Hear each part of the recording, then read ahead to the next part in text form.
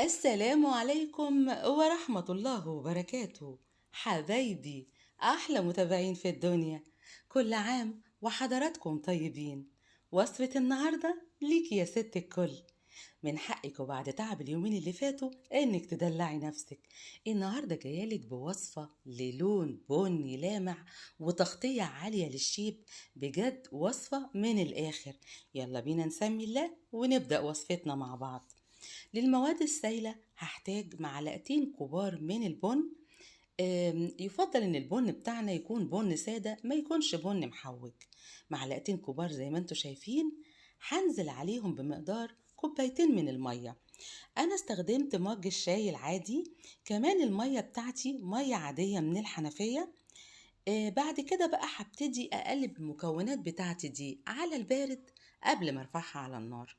يفضل ان النار تكون نار متوسطة علشان البن بتاعنا ما يفرش. بعد كده بقى هنروح للمواد الجافة بتاعتنا اللي هتكون عبارة عن معلقتين كبار من الحنة.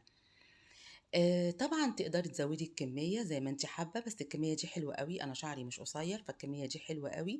لكن لو شعرك اطول او اتقل تقدري تزودي الكمية زي ما انت حابة.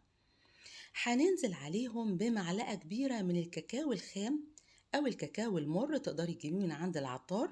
معلقة كبيرة زي ما انتوا شايفين معايا كده. وبعد كده هننزل بمعلقة كبيرة من النسكافيه أو باكت من النسكافيه. هي دي كل المكونات بتاعتنا الجافة اللي احنا هنستخدمها. الوصفة دي أخدتها من سيدة سودانية وبقالي أكتر من 5 سنين بستخدمها، وبجد حلوة ونتيجتها حلوة جدا. بنقلب زي ما انتوا شايفين معايا المكونات الجافة بتاعتنا.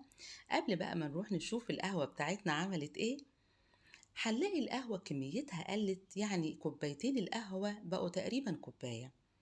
هنبتدي نصفيهم علشان ما يكونش فيهم اي شوائب زي ما انتوا شايفين.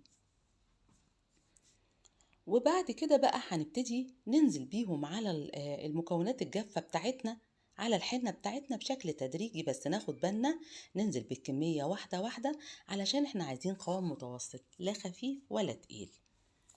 عايزة اقول لكم واكد عليكم، دي ما تنفعش للشعر الاسود، كمان ما تنفعش للشعر اللي نكون صابغينه لسه صابغينه قريب.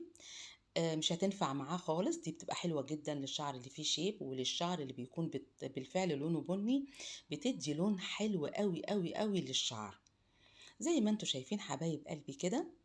كمان يفضل ان احنا نعملها قبلها بيوم علشان تدينا نتيجة افضل. بتقعد كمان على الشعر من 3 ساعات يمكن ل5 أو 6 ساعات زي ما انتوا حابين، مفيش فيها اي مشكلة علشان تدينا لون حلو. بعد كده هننزل بمقدار معلقة كبيرة من الخل الأبيض بتاعنا، وبنقلب زي ما انتوا شايفين معايا كده ولا أسهل من كده. ممكن ننزل بمعلقتين كبار من الزبادي أو أي نوع زيوت نكون بنحبه. أنا هستخدم زيت الخروع، بصراحة أنا بقالي فترة بستخدمه وبيديني نتيجة حلوة قوي. شعري بيبقى يعني فيه طراوة كده، وكمان ما بيبقاش فيه أي تقصيف. أنا هنزل بمقدار معلقة صغيرة من زيت الخروع زي ما انتوا شايفين. وكده بتكون الوصفة بتاعتنا جاهزة، ولا أسهل من كده. بجد وصفة سهلة وبسيطة ونتيجتها حلوة قوي ومتجربة. بتمنى من قلبي إن الفيديو يعجبكم. ياريت إذا عجبكم ما تبخلوش عليا بلايكاتكم الجميلة، شير للفيديو، اشتراككم في القناة. مش هنسى أقول لكم كل سنة وحضراتكم طيبين، واستنوني دايما في المطبخ مع سنة. بحبكم. السلام عليكم.